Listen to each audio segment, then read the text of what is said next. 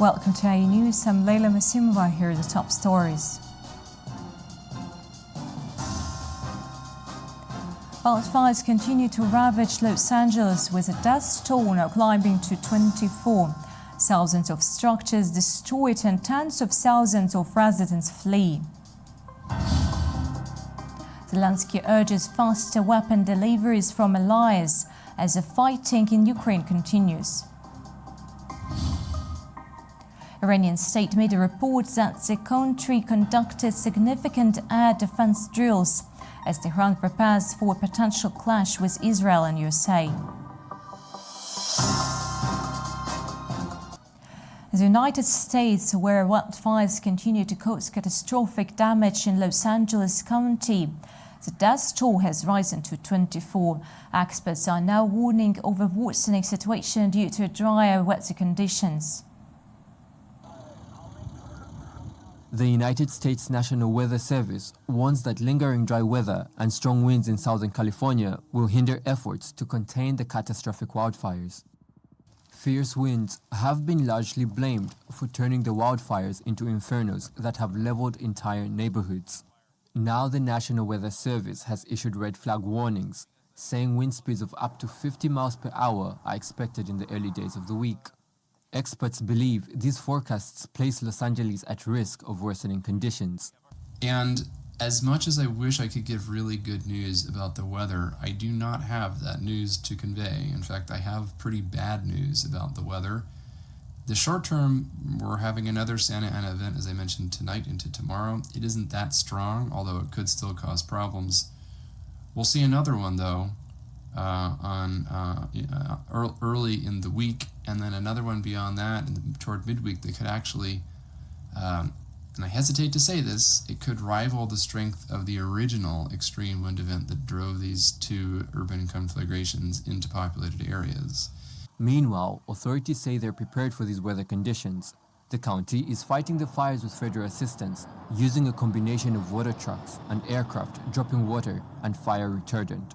Elevated critical fire weather conditions will continue through Wednesday. Please rest assured that your County of Los Angeles Fire Department will be prepared.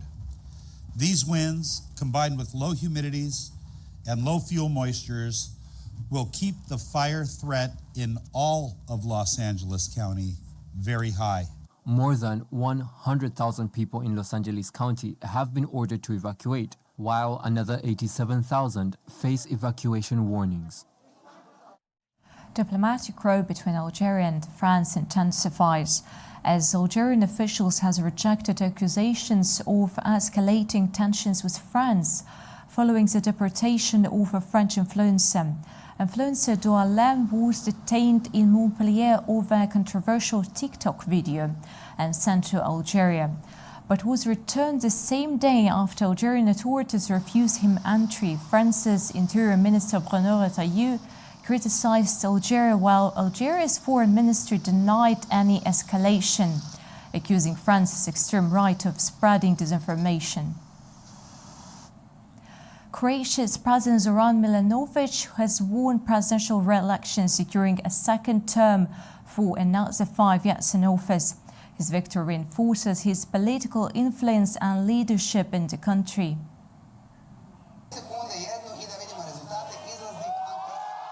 Croatia's President Zoran Milanovic, backed by the opposition Social Democratic Party, has secured re-election with over 74% of the vote in the presidential runoff for another 5 years. Milanovic, a critic of the EU and NATO, defeated Dragan Primorac of the ruling Conservative Party, who received 25% after winning 49.1% in the first round.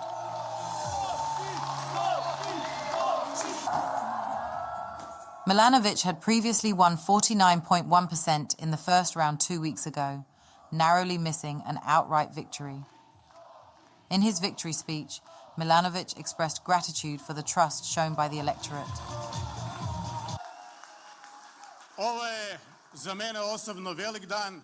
This is a big day for me personally, and I perceive this triumph as a form of acknowledgement, or at the very least, validation of my efforts over the past 5 years, representing an act of public trust in me. Uz to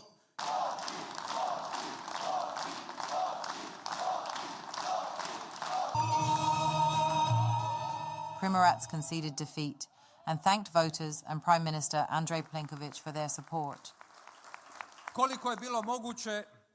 I did my best to let the citizens get to know me better, to get to know my programme to the extent it was possible.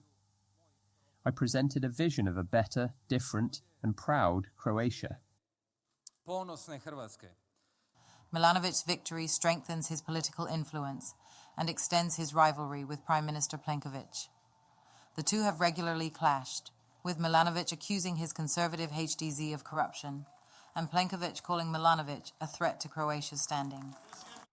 Another round of protest over the Novi Sad train station incident erupted in Serbia.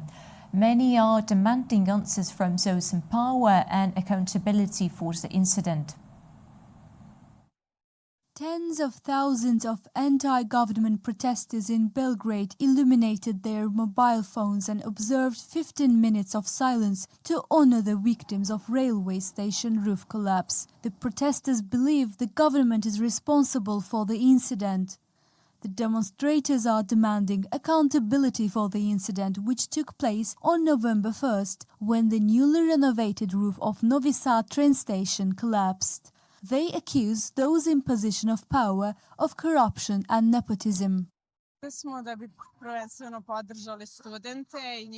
We are here primarily to support the students and their demands, which are not only their demands, but I believe and hope the demands of the majority of people in this country.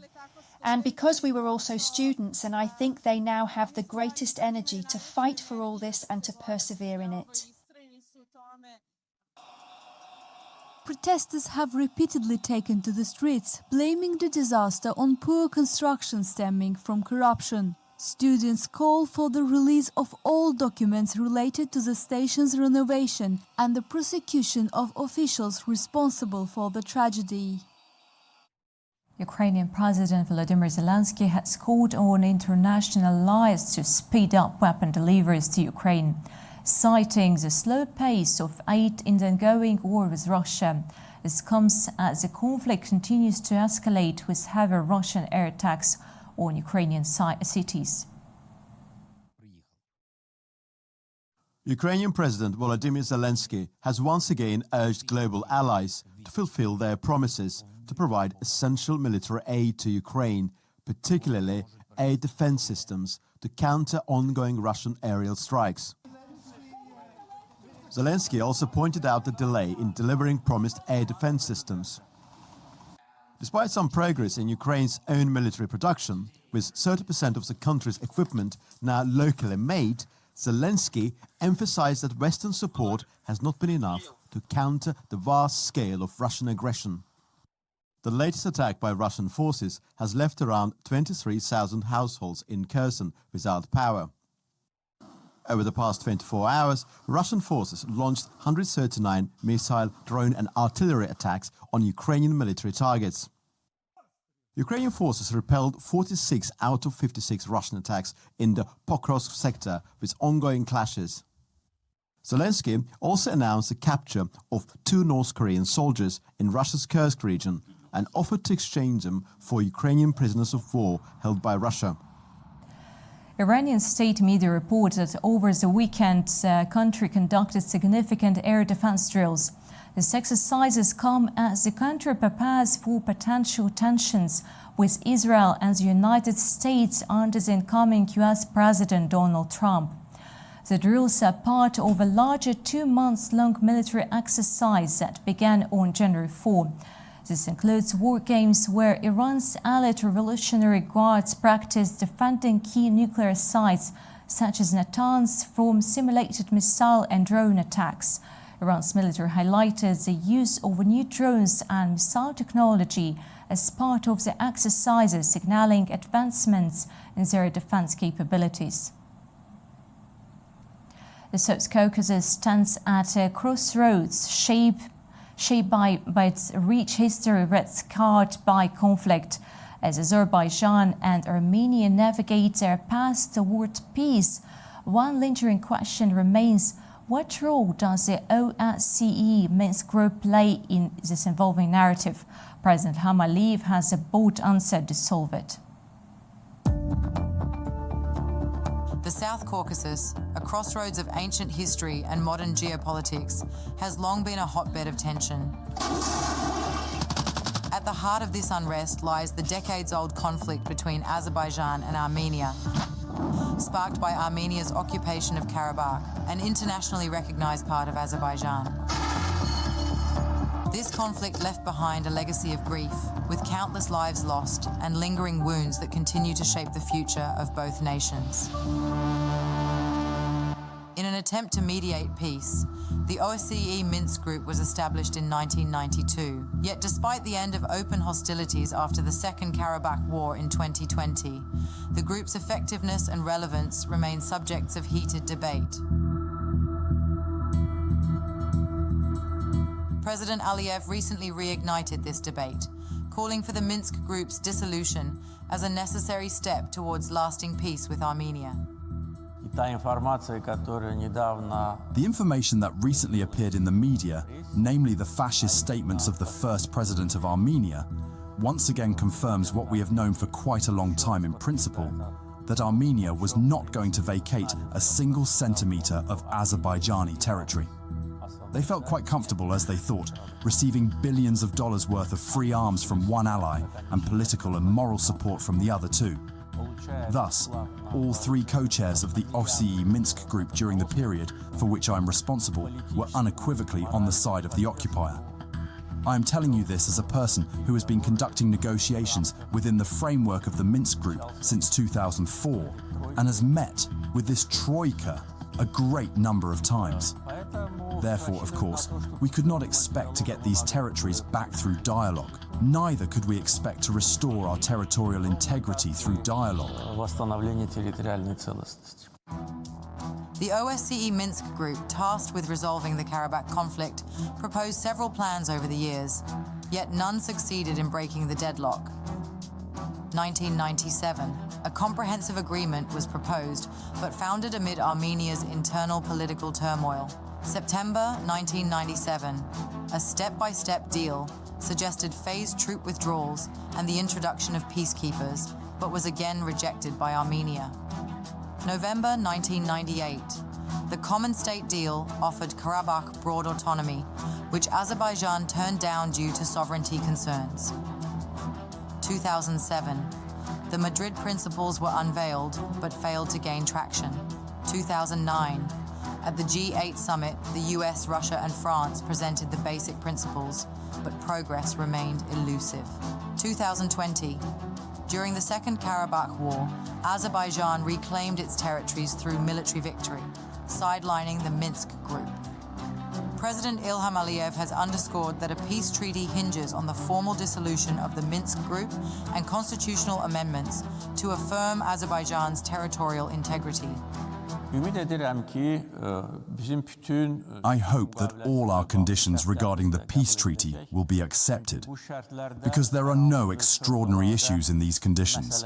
The abolition of the Minsk Group, the amendment of the constitution. Without these, a peace treaty is impossible. If Armenia does not need a peace treaty, we do not need it either. The Minsk Group's critics include former diplomats who have described its operations as largely ceremonial. Former US Ambassador Richard E. Hoagland remarked, "We stayed in five-star hotels where we were usually assigned suites on the executive floor that gave us access to a private dining room and full bar at no additional expense. We always sought out the best restaurants in the cities where we found ourselves. We lived well while we showed the OSCE flag and reminded Baku and Yerevan that the Minsk Group exists. But to be blunt, very, very little ever got accomplished." Since the Second Karabakh War, Azerbaijan and Armenia have engaged in direct talks focused on 5 principles, including mutual recognition of borders and respect for territorial integrity. In December 2023, the two nations took a pivotal step by agreeing to exchange prisoners of war and work towards normalizing relations. This breakthrough was followed in April 2024 by a historic agreement to demarcate their shared border, with Armenia returning several villages to Azerbaijan. These milestones, achieved through direct negotiations, cast further doubt on the Minsk Group's role and the true interests of its member states in the current peace process. The State Maritime and Port Agency has provided clarification regarding the detention of 3 Azerbaijan vessels off the coast of Eritrea, Africa. Caspian Marine Services BV was notified by its Azerbaijan branch about the detention of 3 ships by Eritrean authorities. The agency informed the Ministry of Foreign Affairs relevant Eritrean maritime authorities, the International Maritime Organization, the permanent representation of Eritrea in the CIS, and the British Embassy with all necessary details. Turkey plans to invest over 20 billion in energy efficiency projects by 2030, targeting substantial savings across key sectors such as industry, buildings and public lighting. That is according to an expert at the Energy and Natural Resources Ministry. Bilal Düzgün, head of the Energy Efficiency and Environment Department, told Anadolu Agency that Turkey invested 8.5 billion in energy efficiency from 2017-2023 under its first international energy efficiency auction plan. The second plan aims for a 20 billion investment between 2024 and 2030. Düzgün emphasized the importance of energy efficiency for sustainable development, noting Turkey's 30% reduction in energy intensity over the past 2 decades, making it a leader in the OECD. The Korea Times published an article about the international carbon market growth potential and how the 29th UN Climate Change Conference in Azerbaijan achieved significant progress in it. Kim Sung-woo of Kim and Chang noted that COP29 established rules for carbon credit trading and emissions reduction projects, boosting the international market. Japan and Singapore have already begun projects, while Korea aims to meet part of its 2030 climate goals through international mitigation. ASEAN expects major carbon reductions and economic benefits from a regional carbon market. Federal prosecutors have requested at least 15 years in prison for former Senator Bob Menendez, citing the extraordinary nature of his crimes. Menendez was convicted last summer of 16 corruption charges, including taking bribes and acting as foreign agent for Egypt while charging the Senate Foreign Relations Committee. Prosecutors noted this as the first case of a senator abusing a committee leadership role or serving as a foreign agent while in office. Menendez, who resigned after his conviction, is seeking a reduced sentence, citing his ruined reputation and personal hardships. Tucked away in central Tokyo's Extinct Media Museum offers a nostalgic journey into a world of vintage technology. The museum showcases a wide array of obsolete gadgets, from Betacams to floppy disks, allowing visitors to experience firsthand the tools that once shaped the media landscape. The Extinct Media Museum in Tokyo is a tribute to the gadgets and devices that have since been replaced by modern technology. With items dating back over a century, including a 1916 Japanese-produced Lily film camera, the museum offers a fascinating glimpse into the past. 59-year-old Mika Matsuda, a visitor to the museum, describes the experience as a walk down memory lane. It is fascinating not only for generations unfamiliar with these items, but also for those who lived through those times. Seeing these pieces feels like I'm having a flashback of our own lives. It reminded me of how things were back then. I used to have so much fun. It's such an interesting museum that brings up those memories to people. For many visitors, the museum is more than just a place to see relics of the past. Barbara Asker, the museum's deputy curator, explains that the collection is meant to remind us of the inevitable obsolescence of technology. The museum was founded on the principle that all media other than paper and stone will die out. So all the current popular media equipment will eventually disappear, just like the items we display here. The purpose is to showcase those items and share the fun with everyone. What truly sets the Extinct Media Museum apart is its interactive approach. Visitors don't just observe old gadgets, but are also invited to touch, hold, and engage with them using all 5 senses. Barbara Asker explains how this tactile connection enhances the museum experience.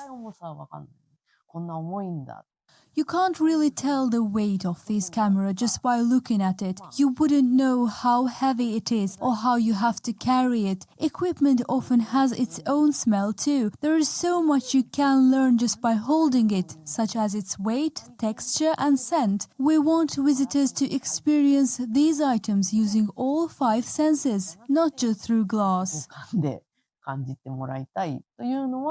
The museum's collection is primarily made up of donations from visitors like Hisashi Ito, a 56-year-old automobile designer. Recently, he donated a handheld watch and cassette tapes from his personal collection. I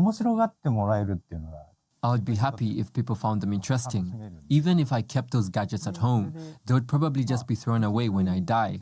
So it's better to share them and let people enjoy them.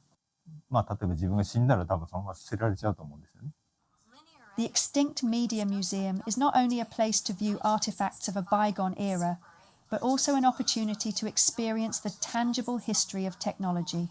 With admission priced at approximately 2,000 yen, equivalent to $12.70, it's a thought-provoking and interactive experience. A visit to this unique museum is a chance to connect with the past, preserving memories before they too become history.